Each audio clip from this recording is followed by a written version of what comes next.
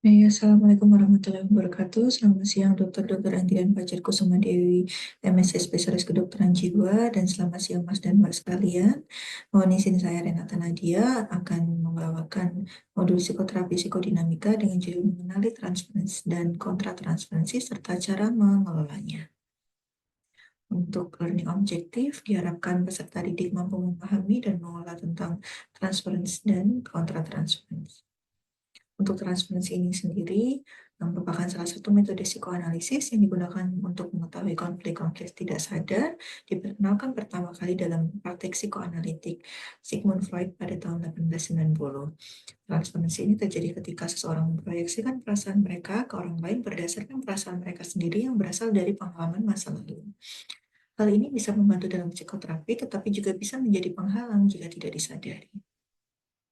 Yang pertama tentang transferensi. Transferensi ini dalam definisi merupakan proses psikologis di mana pasien secara tidak sadar memproyeksikan perasaan, sikap, atau harapan yang berasal dari pengalaman masa lalu, terutama hubungan dengan orang tua atau tokoh penting lainnya kepada terapis atau psikiater. Nah, transferensi ini sering terjadi ketika pasien mengembangkan perasaan terhadap terapis yang mencerminkan perasaan mereka terhadap orang lain dari masa lalu mereka. Misalnya, pasien mungkin merasa cinta, sayang, dan atau bahkan benci dan marah sampai bergantung pada terapis. Fungsi dalam terapi pada transferensi ini, transferensi dianggap sebagai salah satu alat penting dalam psikoterapi karena memungkinkan pasien untuk mengeksplorasi dan memahami perasaan serta konflik internal yang tidak disadari. Melalui transferensi, pasien dapat menghidupkan kembali dinamika emosional masa lalu dalam konteks yang aman dalam terapi dan memungkinkan mereka untuk mengenali pola, perilaku, dan mengatasi masalah yang belum terselesaikan. Dalam konsep transferensi dapat dibagi menjadi beberapa kategori berdasarkan jenis perasaan dan konteks yang dihadapi pasien, yaitu terdapat transferensi terkait afek, kemudian terkait hubungan masa lalu, dan juga displaced transference. Untuk transferensi yang terkait dengan afek, ini merupakan jenis transferensi yang di mana perasaan atau emosi tertentu atau afek dari masa lalu diproyeksikan kepada terapis dalam sesi terapi. Ini sering terjadi karena secara tidak sadar, di mana pasien mengalami emosi yang kuat, seperti rasa sayang, rasa benci, merasa bersalah, ketakutan, atau kemarahan yang sebenarnya berhubungan dengan pengalaman masa lalu, namun diarahkan kepada terapis. Nah, untuk transferensi yang terkait dengan afek ini terdapat dua jenis, yaitu yang positif dan juga negatif. Untuk yang kategori kedua, yaitu transferensi yang terkait dengan masa lalu, ini adalah suatu transferensi yang di mana pola perilaku, harapan, dan perasaan dari hubungan masa lalu dengan individu penting, seperti orang tua, pasangan, atau saudara, dipindahkan ke terapis. Dalam jenis transferensi ini, pasien melihat atau merasakan terapis dengan cara yang serupa seperti yang mereka rasakan terhadap orang lain di masa lalu mereka. Ada tiga jenis, yaitu maternal, paternal, dan sibling. Untuk yang maternal diproyeksikan sebagai sosok yang penuh kasih sayang dan mencari perhatian serta validasi seperti yang mereka inginkan dari seorang ibu. Kemudian yang paternal, mungkin mereka memproyeksikan dengan cara mencari bimbingan atau kepastian seperti yang mereka cari dari sosok ayah. Dan kemudian untuk yang sibling, mungkin pasien di sini merasa bersaing dengan terapis atau merasa bahwa terapis memiliki preferensi terhadap pasien lain dan mencerminkan perasaan mereka tentang favoritisme di antara saudara kandung. Atau mereka mungkin mengembangkan ikatan dengan terapis dan melihat mereka seperti rekan atau saudara. Jadi untuk transferensi yang terkait dengan masa lalu ini dapat menyebabkan model transferensi diadik dan juga triadik. Untuk yang selanjutnya yaitu displaced transfer. Displaced transfer ini adalah jenis transferensi di mana perasaan, sikap, atau respon emosional ini sebenarnya ditujukan kepada seseorang di masa lalu, tapi dipindahkan kepada terapis meskipun orang yang asli ini bukan bagian dari situasi terapeutik saat ini.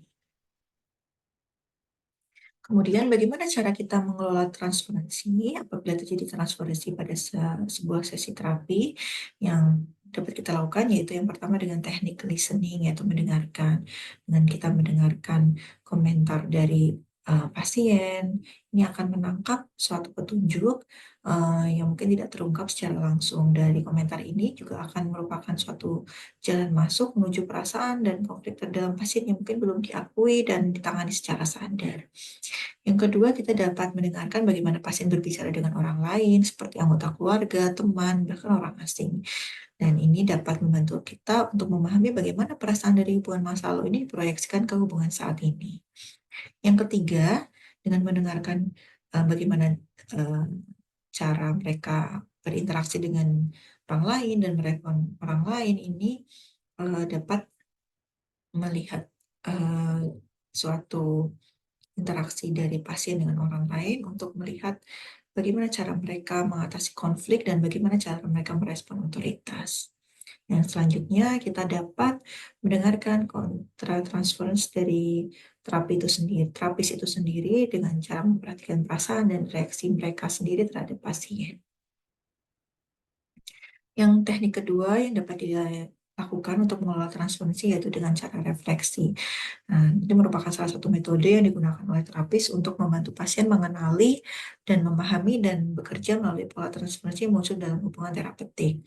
Teknik ini dengan melibatkan mengamati perilaku dan respon klien, juga dapat menggunakan pertanyaan reflektif dengan contoh, apakah yang Anda rasakan terhadap saya saat ini? Atau apakah ada situasi lain di masa lalu Anda yang membuat Anda merasa seperti ini? Kemudian dapat juga membantu klien untuk menghubungkan dengan masa lalunya dengan cara memberikan pertanyaan terbuka, yaitu contohnya, apakah perasaan ini mengingatkan Anda pada orang lain dalam hidup Anda yang membuat Anda merasa tidak didengarkan? Dan juga dapat memberikan umpan balik kepada pasien dengan contoh, saya perhatikan Anda merasa marah pada saya ketika saya memberikan respon. Mungkinkah perasaan Anda ini terkait dengan pengalaman masa lalu Anda dengan seseorang yang pernah membuat Anda merasa dikritik dan dapat diberikan dengan pertanyaan terbuka yang lainnya yang mencirikan itu suatu umpan balik. Kemudian teknik yang terakhir adalah intervensi. Intervensi ini dapat dikategorikan ada dengan intervensi basic, supporting, dan juga uncovering. Untuk yang basic kita lakukan pada saat awal dengan cara psikoedukasi. Ini dapat kita lakukan dengan memberikan edukasi pada pasien dalam memulai sesi awal terapi psikodinamika.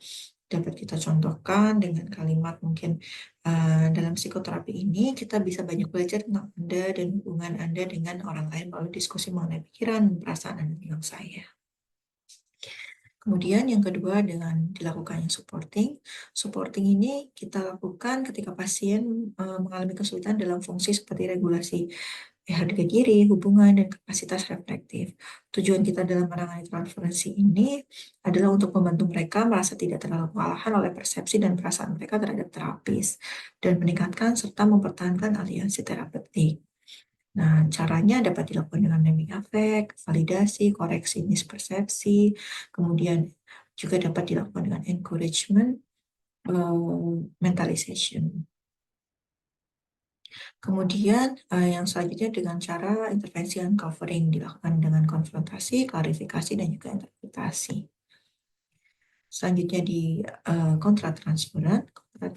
Kontratransferan ini adalah suatu konteks psikoterapi yang merujuk pada respon emosional dan reaksi yang dialami oleh terapis terhadap pasiennya, dipengaruhi oleh pengalaman pribadi dan konflik internal terapis itu sendiri. Nah, dalam buku Kabanis ini, kontratransferensi ini sering dibahas dalam kaitannya dengan bagaimana perasaan dan pengalaman pribadi terapis dalam mempengaruhi proses terapi. Kontratransferensi ini bisa muncul sebagai bentuk reaksi emosional yang tidak disadari oleh terapis, dan ini dapat mempengaruhi bagaimana terapis berinteraksi dengan pasien serta bagaimana terapi berlangsung. Kontratransferensi ini merupakan gabungan perasaan terapis terhadap pasien. Dan mengapa penting? Jadi kontratransferensi ini dapat membantu kita dalam membuat penilaian, merumuskan pengobatan, dan melaksanakan pengobatan. Kemudian juga dapat mempelajari hubungan penting dalam kehidupan pasien kita dan membantu kita mempelajari tentang diri kita sendiri dan reaksi kita terhadap pasien. Ada dua jenis kontratransference, yaitu concordant dan complementary. Untuk yang pertama, yaitu jenis concordant, ini adalah suatu jenis kontratransference ketika terapis mulai berempati terhadap pasien. Nah, dengan dapat kita lihat pada contoh kasus, seorang pasien perempuan baru memiliki anak sering tidak datang terapi. Jika datang, pasien sering terlambat disertai dengan alasan tidak dapat membagi waktu. Nah, terapis mungkin pada kasus ini yang sering menjadi bertanya-tanya, ada alasan lain apa di balik kondisi tersebut, dan mungkin reaksi terapis tersebut mungkin tidak muncul pada pasien yang lain, tetapi muncul pada pasien perempuan tersebut. Nah, kemudian untuk yang jenis yang kedua yaitu complementary, ini terkait terapis mulai merasa relate dengan orang di kehidupan pasien. Dapat dicontohkan pada kasus terapis merasa marah dan kesal karena pasien tidak disiplin dalam mengikuti sesi terapi. Rasa kesal ini lebih besar dibandingkan kepada pasien lain. Setelah melakukan wawancara yang lebih dalam dengan pasien, ternyata ibu pasien adalah sosok yang perfeksionis. Nah, dengan pasien menyadari ketika melakukan wawancara dengan pasien lebih dalam, ternyata sikap pasien yang marah dan kesal karena terapis yang marah dan kesal karena pasien tidak disiplin dalam mengikuti sesi terapi ini seperti seperti mencontoh dari sikap ibu pasien yang perfeksionis.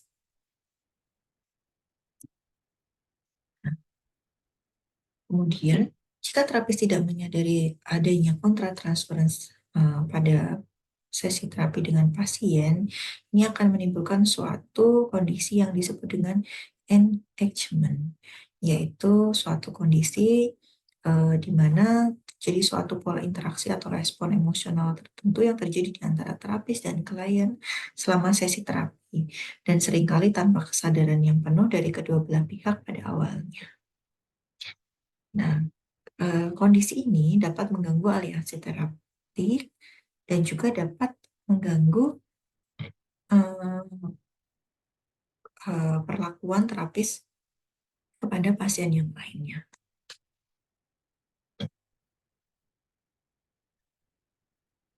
Bagaimana cara kita mengelola kontratransference? Untuk teknik yang dilakukan sama seperti yang dilakukan pada pengelolaan transferensi, yaitu dengan cara yang pertama listen. Ini tujuannya adalah dengan cara kita mendengarkan, kita dapat mengerti bagaimana perasaan kita terhadap pasien, bagaimana perilaku kita selama bersama pasien, dan apakah ada hal yang sama yang dirasakan terapis dengan hubungan di kehidupan pribadi pasien. Kemudian yang kedua, kita juga dapat melakukan dengan teknik refleksi. Jadi refleksi ini dapat kita refleksikan untuk mengetahui apakah kontratransferensi ini memberikan terapis pengetahuan terkait perasaan yang dialami pasien. Kemudian apakah kontratransferensi ini berkaitan dengan resisten terapis secara pribadi. Kemudian apakah kontratransferensi ini tersebut berkaitan dengan kehidupan pribadi terapis. Dengan kita memahami perasaan kita terhadap pasien adalah salah satu alat terbaik yang kita miliki untuk membantu kita memutuskan kapan dan bagaimana melakukan intervensi. Yang selanjutnya adalah intervensi. Intervensi ini yang pertama kita dapat lakukan yaitu mengajak pasien untuk membayangkan perasaan terapis, kemudian memvalidasi apa yang pasien rasakan terhadap kontratransferensi, dan memberitahu pasien terkait kontratransferensi yang terapis alami. Kemudian kita juga dapat memahami engagement dalam terapi dan juga melakukan diskusi dengan supervisor dan menjadikan kontratransferensi sebagai alat untuk menentukan pendekatan atau supporting dan uncovering. Baik, untuk referensi yang kami gunakan yaitu menggunakan buku Psikodinamik Psikoterapi karya Cabanis. Demikian presentasi modul psikoterapi psikodinamika saya pada siang ini. Mohon masukan dan masukannya. Terima kasih. Wassalamualaikum warahmatullahi wabarakatuh.